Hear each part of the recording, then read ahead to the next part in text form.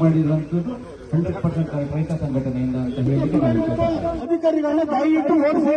ಇದು ನಿಮ್ಮ ಗೌರವಕ್ಕೆ ತಕ್ಕ ತರಂತ ಅಧಿಕಾರಿಗಳು ನಮ್ಮ ಕೊಡಗು ಜಿಲ್ಲೆಯಲ್ಲಿ ನಮ್ಮ ವೀರಪುರ ತಾಲೂಕಲ್ಲಿ ಇಂಥ ಅಧಿಕಾರಿಗಳು ಈಗ ಮಾನ್ಯ ಶಾಸಕರು ಬಂದವರು. ಇಲ್ಲಿಯ ವಿಷಯದ ಬಗ್ಗೆ ಬಹಳಷ್ಟು ಮಾಹಿತಿಗಳು ಅವರಿಗಿದೆ. ಹಾಗಾಗಿ ನಾವು ಸಮೇತ ಹೊಸ ಸಂಪುಟ ರಚನೆ ಆಗ್ತಿದೆ. ಪೊನ್ನಣ್ಣನವರಿಗೆ ಅರಣ್ಯ ಸಚಿವರಾಗಿ ಸಮೇತ ಕೊಡ್ಲಿ ಅಂತ ಹೇಳುವಂತ ಒತ್ತಾಯ ಸಮೇತ ನಾವು ಮಾಡಿದ್ವಿ.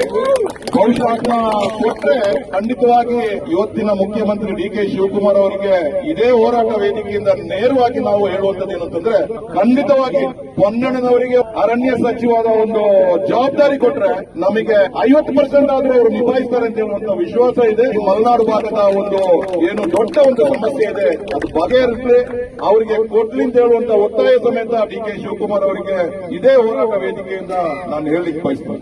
ನಿರ್ಲಕ್ಷ್ಯ ಇಲಾಖೆ ವತಿಯಿಂದ ಆಗಿದೆ ಅಂತ ಹೇಳಿ ತಮ್ಮ ಆಕ್ರೋಶ ಏನಿದೆ ಅದನ್ನು ನಾನು ಜನಪ್ರತಿನಿಧಿ ಆಗಿದ್ರೂ ಕೂಡ ಅದನ್ನು ಒಪ್ಪಿಕೊಳ್ಳಲೇಬೇಕು. ಆದರೆ ಈಗ ಹಲವಾರು ಕಾರ್ಯಕ್ರಮಗಳನ್ನ ನಾವು ಜಾರಿಗೊಳಿಸಿರುವಂತದ್ದನ್ನ ನಾವು ನೋಡಿದ್ದೀವಿ. ಬ್ಯಾರಿಕೇಡಿಂಗ್, 2 ಎಲಿಫೆಂಟ್ ಫೆನ್ಸಸ್ ಮತ್ತೆ ಸೋಲಾರ್ ಫೆನ್ಸಿಂಗ್ ವಿಚಾರದಲ್ಲೂ ಕೂಡ ಸರ್ವಿಸಿಂಗ್ ಮಾಡಿ ಯಾವುದೆಲ್ಲ ಕೆಟ್ಟೋಗಿತ್ತು ಅದನ್ನೆಲ್ಲ ಇವತ್ತು ಚಾಲನೆಗೆ ತರುವಂತದ್ದು, ಮತ್ತೆ ಟ್ರೆಂಚ್ಗಳನ್ನ ಸರ್ವಿಸ್ ಮಾಡಿ ಅದನ್ನ ಚಾಲನೆಗೆ ತರುವಂತ ಕೆಲಸವನ್ನು ಕೂಡ ಅನೇಕ ಅದರ ಮಾಹಿತಿ ಮುಂದಿನ ದಿನಗಳಲ್ಲಿ ನಾನು ಪೂರ್ಣವಾಗಿ ಕೊಡ್ತೀನಿ.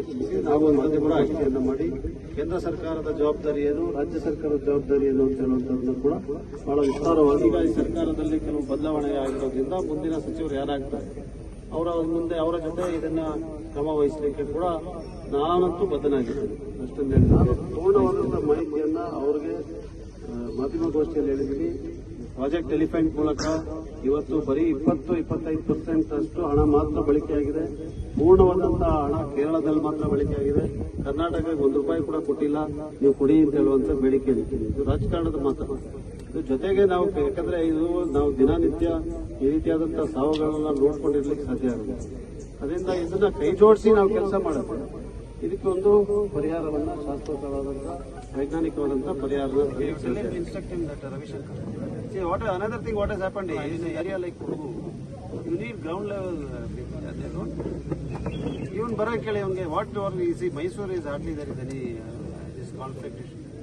ನಾನು ಇಲ್ಲೇ ಬಿತಿಮತಿ ಹೈವೇನಲ್ಲಿ ನಾನು ಮಾನ್ಯ ಸಂಸದರು ನಾವೆಲ್ಲ ಸೇರಿ ಸಭೆಯನ್ನು ಮಾಡಿ ಇಲ್ಲಿಯ ರೈತ ಮುಖಂಡರಿಗೆ ಮತ್ತು ನೊಂದ ಪ್ರತಿನಿಧಿಗಳಿಗೆ ಎಲ್ಲರನ್ನು ಸೇರಿಸಿ ಶಾಶ್ವತ ಪರಿಹಾರಕ್ಕೋಸ್ಕರ ಈಗಾಗಲೇ ಮೊನ್ನೆ ಸಂಸದರು ಹೇಳಿದ್ರು ಕ್ಯಾರಿಯಿಂಗ್ ಕೆಪಾಸಿಟಿ ಅಂದ್ರೆ ಪಾಪ್ಯುಲೇಷನ್ ಮತ್ತೆ ಇಲ್ಲಿರುವಂತಹ ಲ್ಯಾಂಡ್ಸ್ಕೇಪ್ಗೆ ಸೀಮಿತವಾಗಿದೆಯಾ ಅಂತ ಹೇಳುವಂತದನ್ನು ಕೂಡ ಗುರುತಿಸಿ ಮಾಡುವಂತ ಕೆಲಸವನ್ನ ಮುಂದಿನ ದಿವಸಗಳಲ್ಲಿ ಮಾಡೋಣ ಅಂತ